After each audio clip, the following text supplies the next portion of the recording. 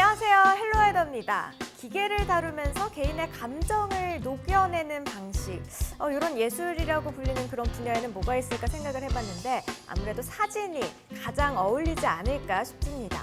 기술과 감성의 밸런스를 중요시하는 이 사진을 잘 찍는다는 건요.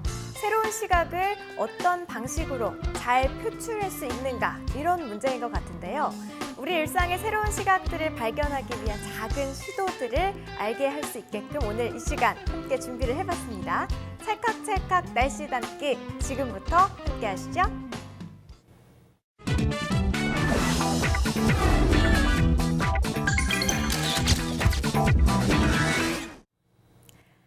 네, 오늘 스튜디오에는요 이종훈 사진작가님 나오셨습니다. 작가님 안녕하세요. 네, 안녕하세요. 네, 작가님 여름 잘 지내고 계시죠? 네, 잘 지내고 있습니다. 얼굴이 조금 탄 것 같기도 하고요. 그런가요? 네. 자, 우리가 항상 사진 잘 찍는 방법 이제 알려주셨잖아요. 네. 근데 잘 찍는 거를 하기 전에 저는 잘 보는 것도 참 중요할 것 같다라는 생각이 들거든요. 네, 맞습니다. 오늘은 사진 감상하는 방법을 좀 배워보고 싶어요. 네, 좋습니다. 요즘 날씨가 많이 덥죠? 그러다 보니까 야외 활동도 많이 힘들고요. 이럴 때는 아무래도요, 밖에서 사진을 찍는 것보다는 시원한 전시장에서 사진을 보면서 여유로운 시간을 갖는 것이 좋을 것 같습니다. 그래서 오늘은 사진 전시를 좀 더 즐겁게 볼 수 있는 방법 몇 가지 알려드리도록 하겠습니다. 보통의 일반 사람들은 그냥 한번 쓱 보고 금방 지나갈 거예요. 사실 저 같은 경우는 뭐 작품 하나하나 좀 주의 깊게 그래요? 좀 그렇죠. 작가들의 그런 마음을 좀 이해를 하면서 이건 이런 의도로 이렇게 찍었구나. 어이구, 네. 그런 걸 하는 편이기는 한데 예. 보통 뭐 특히 남성분들 같은 경우는 한 바퀴 휙 돌고 나가서 기다리고 그쵸, 있다거나. 이렇게 뒷짐지고 이렇게. 그렇죠. 네. 그런 커플도 전 많이 봤거든요. 그래서 네. 그런 분들을 위해서 오늘 참 좋은 시간이 될 것 같아요. 네. 아무래도요, 전시장에 가면 가장 먼저 눈에 띄는 것이 그저 그냥 사진 작품, 그 작품 자체죠. 그래서 자연스럽게 아무래도 좀 작품 감상을 주의 깊게 하지 못하는 편인데요. 실제 전시장에 가면은 작품 말고도 전시 전체를 구성할 때나 또 세부적으로 작품의 위치를 선정할 때 작가가 특정한 의도에 따라 구성하는 경우가 아주 많습니다. 그래서 이런 외적인 요소들도 주의 깊게 살펴보면 또 다른 재미를 느끼실 수 있습니다. 그러니까 전시장에서 좀 우리가 주의 깊게 살펴봐야 할 것들이 참 많다라고 이야기를 그렇죠. 하셨는데 네. 사실 제가 봤을 때는 사진 일단 네. 가장 이제 중요하죠. 그다음에 그렇죠. 사진 옆에 작은 뭐 메시지 같은 것들 네. 적어 놓잖아요. 네. 그거 외에는 사실 딱히 생각나는 게 없거든요. 또 어떤 것들을 또 주의 깊게 봐야 될까요? 유라 씨, 그 전시장에 들어가면 가장 먼저 눈에 띄는 거 뭐가 있을까요? 가장 먼저 보이는 거? 그 전시 서문이라고 하나요? 그렇죠. 맞죠. 그 네. 작가들이 어떠어떠한 의도로 이걸 찍었고 뭐 네, 네. 주제라고도 하기도 하고요. 그렇죠. 저는 그게 가장 네. 눈에 띄는 것 같아요. 네, 그렇습니다. 일단 전시장에 들어가면요, 가장 먼저 눈에 들어오는 것은 전시 서문입니다. 전시 서문은 전시장에 걸린 작품들에 대한 개괄적인 설명이나 작가가 이 작업을 왜 시작하고 또 왜 전시를 열게 됐는지 또 이런 이유들이 나와 있는 글인데요. 전시 서문을 먼저 읽고 작품을 보는 분들도 계시고요. 전시 서문은 맨 마지막에 읽어보는 분들도 계십니다. 저도 사실 먼저 서문을 읽고 그 다음에 이제 사진이나 뭐 그림들을 감상하는 편인데, 근데 가끔 이제 서문을 읽다 보면요, 그 심오한 작가들의 세계나 그런 것 때문에 그런지 잘 모르겠어요. 일단 네. 저한테는 조금 단어나 설명들이 어렵게 느껴지는 경우가 있더라고요. 네. 저 역시도요, 가끔 전시장에서 그 서문을 읽다 보면 네네. 이게 도대체 무슨 말이지 할 때가 있어요. 너무 그 어렵게 네. 쓰여 있는 경우가 종종 있는데요. 이럴 때는요, 우리를 도와줄 수 있는 전문가의 도움을 받는 것이 가장 좋습니다. 그렇죠. 전문가들이 계시는 건가요? 어떤 전문가들의 그렇죠. 도움을 받을 수가 있을까요? 가장 먼저는 전시를 준비한 작가가 있겠죠. 네. 네. 그 활발하게 활동 중인 작가라면요, 전시 기간 동안 대부분 전시장에 상주하는 경우가 대부분입니다. 또 부득이하게 전시장을 지킬 수 없는 경우는요, 전시를 기획하고 또 진행하는 큐레이터를 만나실 수 있습니다.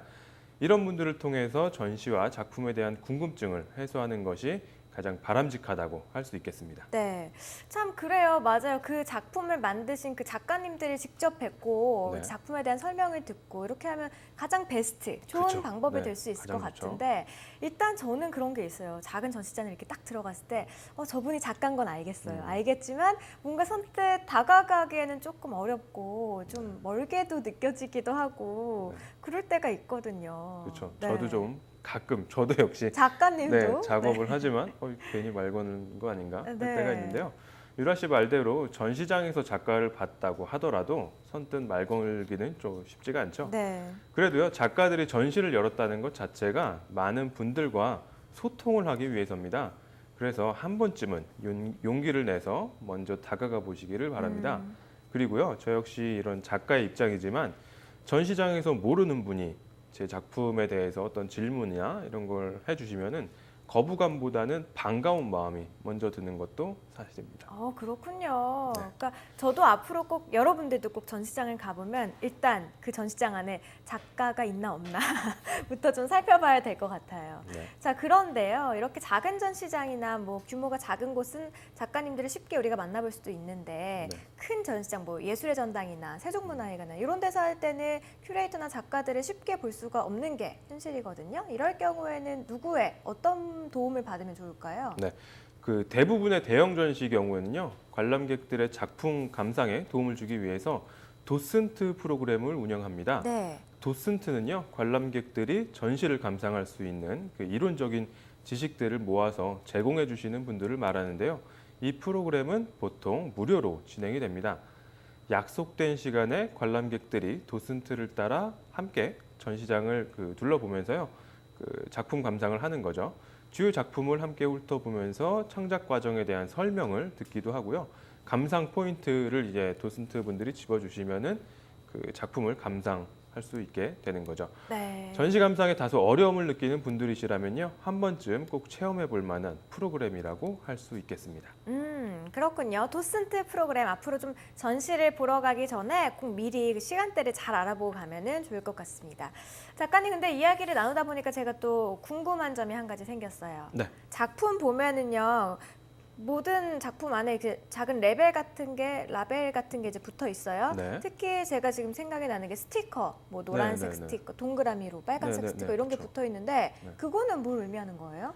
그 스티커가 붙여있던 그 작품들은 좀 다르게 느껴지시던가요? 뭔가 좀 왠지 그런 느낌이 있어요. 그래요? 뭔가 특별할 것 같고. 네, 그 아트 페어나 네, 이렇게 작가를 홍보하고 혹은 작품을 판매하기 위한 전시에서는요, 네. 그 작품이 판매되었다는 것을 보여주기 위해서 아. 이렇게 빨간 스티커를 붙이는 경우가 많습니다. 그렇군요. 그러니까 이미 이거는 판매됐으니까 눈독 들이지 마라 이런 뜻이군요. 그렇구나. 그런 겁니다. 네. 그 유라 씨, 근데 그 작품 라벨 읽는 방법은 혹시 알고 계신가요? 작품 라벨이요? 네. 작품에도 라벨이 있던가요? 그 이제 작품에 대한 설명. 연도나 뭐 그렇죠. 재료 이런 거요? 네. 솔직히 잘 모르겠어요. 아, 네. 오늘 네, 좀 오늘 좀 알게- 알려주세요. 네, 어떻게 네. 읽는 건가요? 작품 라벨에는요, 생각보다 아주 많은 정보가 표기가 됩니다. 음. 그 방금 제가 잠깐 이야기를 했지만 작품 이제 뭐 제목이나 이런 것들도 이제 기록이 되죠. 네. 작품 라벨은 작품의 구매와 또 판매에 아주 중요한 정보들이 함께 모아서 기재가 됩니다. 구매와 판매의 중요한 정보들이라면 저는 가격이 가장 먼저 떠오르네요. 그렇죠. 네. 네, 작품의 가격도 아주 중요한 정보죠. 그런데요, 그보다 더 중요한 정보가 있습니다. 네. 바로 에디션입니다. 그 에디션은요, 숫자로 표기가 됩니다. 동일한 작품이 총 몇 점이 제작되었고 지금 여러분이 보고 있는 작품은 그 중에서 몇 번째 작품이라는 정보를 알려주는데요. 네. 사진 작품의 경우는 일반적으로 20점 정도를 한정 제작합니다. 그리고 작가에 따라서는요, 5점에서 10점 사이로 좀 제한을 해서 작품의 희소성을 보증하는 경우도 많이 있습니다. 사진 작품 라벨을 살펴보면요, 먼저 작가의 이름이나 작품의 제목이 가장 먼저 기재가 됩니다. 그리고 작품의 제작 연도나 혹은 뭐 작품의 촬영 연도, 그리고 사이즈, 출력 형태, 마지막으로 작품의 에디션이 기재됩니다. 사진 작품이 다른 예술품들과 다르게 복제 가능성이 있기 때문에요, 작품 라벨에 기재되는 정보들이 작품의 구입에 아주 많은 도움이 되는 것이죠. 그렇군요. 에디션이라고 이제 말씀을 하셨는데 네. 저는 에디션 하면 그 리미티드 에디션 있잖아요. 맞아요. 한정 작품? 네. 그런 거가 생각이 나는데요. 네, 네. 에디션에 대해서 좀 정확하게 설명 좀 해주세요. 네, 작가들은요, 전시를 하기에 앞서서 미리 작품을 제작할 수량과 그 크기를 정하게 됩니다. 그런데 뭐 너무도 당연한 말일 거예요. 작품의 크기가 크면 클수록 또 에디션이 적으면 적을수록 작품의 희소성이 높아지고요. 따라서 가격도 함께 높아지는 경향성이 있습니다. 물론 그 작품의 가격에는 그 작품 자체의 작품성과 작가의 명성도 중요한 영향을 끼치게 되겠죠. 그렇겠죠. 그리고 제가 리미티드 에디션 말씀을 드렸는데요. 네. 예전에 봤던 작품 중에는 오픈 에디션도 봤었어요. 어. 그래서 이건 무슨 뜻이지 하고 궁금해했던 그런 기억이 났는데 네. 오픈 에디션은 어떤 걸 의미하는 건가요? 네. 오픈 에디션은요, 말 그대로 작품 수에 제한이 없다는 뜻입니다. 아. 에디션이 열려 있다는 뜻이에요. 네. 작품 자체는 작가가 보증하는 진품이지만 그 한정 제작품이 아니기 때문에 대체로 가격이 저렴하게 책정이 되고요. 또 작품의 크기도 그 대체로 좀 작은 것이 특징입니다. 오픈 에디션은 작품을 많은 사람들에게 보급하기 위해서 활용되는 그 또 다른 형태의 에디션이라고 할 수 있겠습니다. 알겠습니다. 작가님이랑 이렇게 함께 이야기를 나누고 나니까 앞으로는 사진 전시를 보는 재미가 배로 더 늘어날 것 같습니다. 자, 마지막으로요. 전시 가고 싶은데 어디서 전시 정보를 얻어야 될지 모르시겠는 분 있을 거예요. 전시 정보 어디서 얻을 수 있을까요? 네. 그 가장 좋은 건요. 매달 발행되는 사진 전문 잡지나 미술 잡지를 활용하시는 겁니다.